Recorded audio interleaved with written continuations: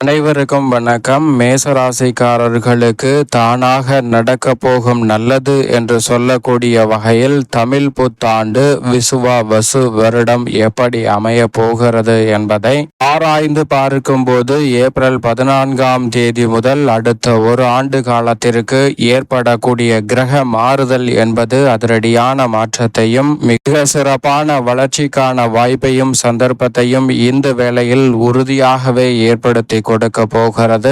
இதில் கிரகநிலைகளில் ஏற்படக்கூடிய மாறுதல் தானாக நடக்க போகும் நல்லது என்று சொல்லக்கூடிய வகையில் பல்வேறு வகையான வாய்ப்புகளையும் சந்தர்ப்பங்களையும் உறுதியாகவே மேசராசிக்காரர்களுக்கு ஏற்படுத்தி கொடுக்கிறது. இந்த தமிழ் புத்தாண்டு துவங்கக்கூடிய வேளையில் ராசியின் அதிபதியான செவ்வாய் மிகவும் வலுவாக சுகஸ்தானம் என்று சொல்லக்கூடிய 4 வலம் பெறுகிறார். அதற்கு பிறகு 5, 6, 7, 8, 9 என பல இடங்களை வலு சேர்க்க போகிறார். அப்படி வலு சேர்ப்பதன் காரணமாக தானாக நடக்க போகும் நல்லது என்று சொல்லக்கூடிய வகையில் இந்த ஆண்டில் மேசராசிக்காரர்களுக்கு ராசியின் அதிபதியாக இருக்கக்கூடிய பூமிகாரகன் மங்களகாரகன் என்று அழைக்கக்கூடிய செவ்வாயின் அமைப்பால் உறுதியாகவே பல்வேறு வகையான நன்மைகள் இந்த தருணத்தில் உங்களை தேடி வருகிறது. ஏனென்றால் புதிதாக நிலம், வீடு, வீட்டுமனை, வாகனம் வாங்கக்கூடிய முயற்சியில் ஈடுபட்டு கொண்டிருக்கக்கூடிய மேசராசிக்காரர்களுக்கு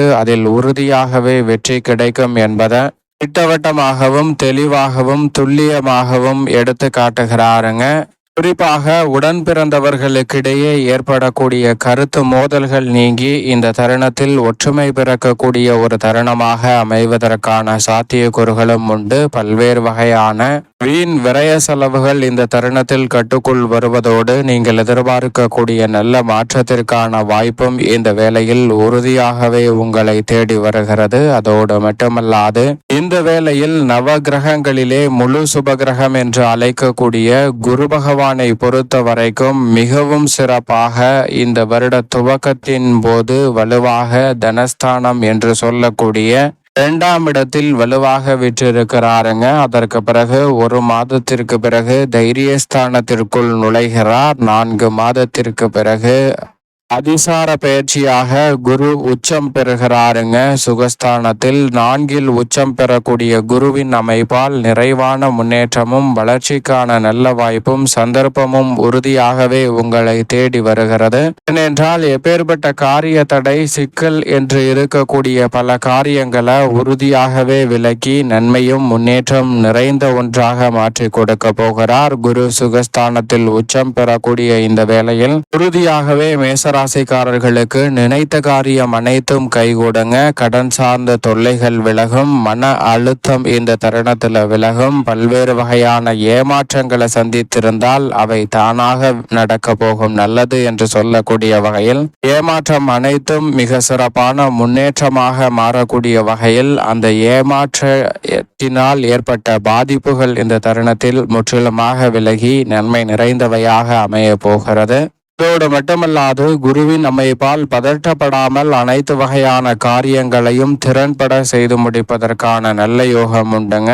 இந்த தருணத்தில் எந்த ஒரு காரியமாக இருந்தாலும் அவற்றை சிறப்பான முறையில் அணுகுவதால் மிக பெரிய அளவிலான வளர்ச்சியும் முன்னேற்ற வாய்ப்புகளும் இந்த தருணத்தில் உறுதியாகவே உங்களை தேடி வரப்போகிறது என்பதை திட்டவட்டமாக குரு பகவான் உறுதி கொடுக்கிறார். எனவே இந்த சந்தர்ப்பத்தை பயன்படுத்தி கொண்டால் நல்ல வரன் கிடைத்து திருமண பாக்கியம், புத்திர பாக்கியம் போன்றவை அமைவதோடு மட்டுமல்லாது இந்த தருணத்தில் பல்வேறு வகையான சுபகாரியங்கள் எவ்விதமான தடையும் சிரமமும் இன்றி உங்களை தேடி உறுதியாகவே வரும் என்பதில் சந்தேகமே இல்லை என்பதை திட்டவட்டமாக கிரகநிலைகள் உறுதிப்படுத்தி கொடுக்கின்றன. அதோடு மட்டுமல்லாது இந்த தருணத்தில் நீண்ட நாட்களாக எதிர்பார்த்து காத்து கொண்டிருக்கக்கூடிய பல நிகழ்வுகள் உறுதியாகவே எளிதில் வெற்றிகரமாக அமைவதற்கான சந்தர்ப்பம் உண்டு. பூர்வீக சொத்துக்கள் ரீதியான பிரச்சனைகள் விலகும். தாய் வழி உறவு முறைகளிடம் ஏற்பட்டு வந்த மனஸ்தாபமும் கருத்து வேற்றுமையும் நீங்கி ஒற்றுமை பிறக்கக்கூடிய ஒரு தருணமாக அமைய போகிறது.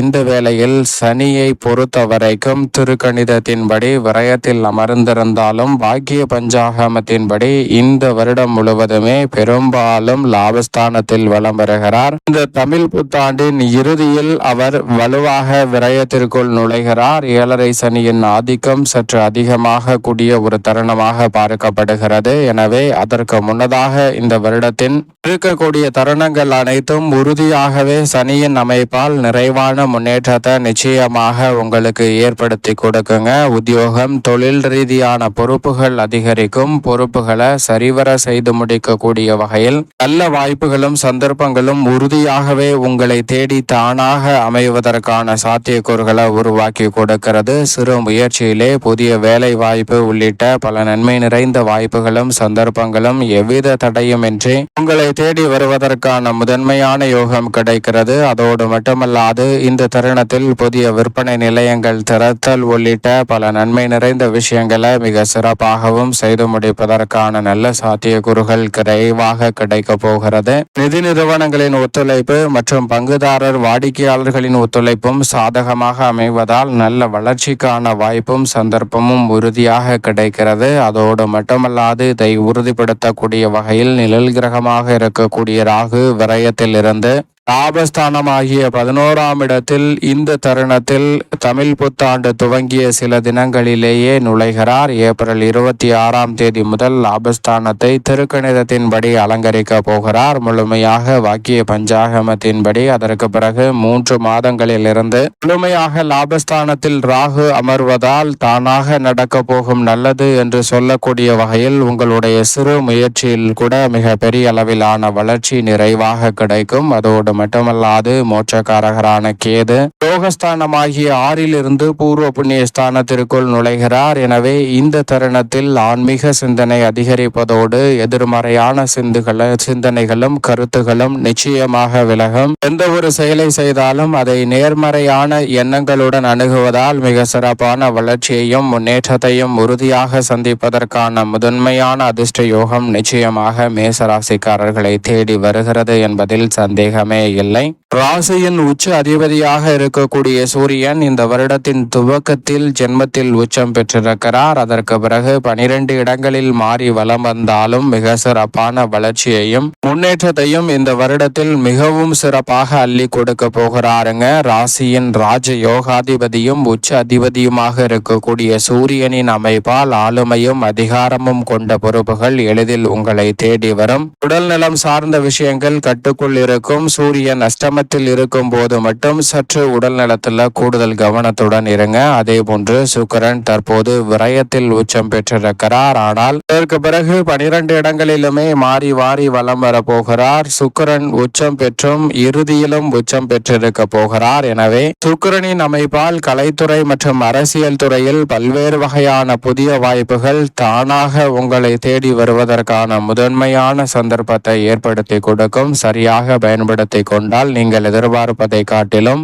தன ரீதியாகவும் பொருளாதார ரீதியாகவும் சிறப்பான வளர்ச்சியை பெறுவதற்கான முதன்மையான யோகம் நிச்சயமாக மேசராசிக்காரர்களை தேடி வரும் என்பதில் சந்தேகமே இல்லை. வித்யாகாரகரான புதனும் 12 இடங்களில் மாறி மாறி வலம் வந்தாலும் கூட எடுத்த காரியம் அனைத்திலும் வெற்றியையும் முன்னேற்றத்தையும் நிறைவாக ஏற்படுத்தி கொடுக்க போகிறார். எனவே மாணவர்களின் கல்வி சார்ந்த விஷயங்கள் சாதகமாக அமையும். உயர்கல்வி உள்ளிட்ட எதிர்பார்ப்புகளும் திருப்திகரமாக பூர்த்தியாவதற்கான நல்ல சந்தர்ப்பம் நிச்சயமாக உண்டு. மேலும் இந்த தருணத்தை சாதகமாக மாற்றிக்கொள்ள சாதகமற்ற அமைப்பு என்று சொன்னால் அது சனிதான். எனவே உறுதியாக மேசராசிக்காரர்கள் வாரத்தில் சனிக்கிழமை விரதமிருந்து அருகாமையில் உள்ள ஆஞ்சநேயர் ஆலயம் சென்று தொடர்ந்து 9 வாரங்கள் தீபம் ஏற்றி வழிபாடு செய்யுங்கள். தானாக நடக்க போகும் நல்லது என்று சொல்லக்கூடிய வகையில் பல்வேறு வகையான நன்மை நிறைந்த வாய்ப்புகள் உறுதியாகவே உங்களை தேடி நிச்சயம் வரும்.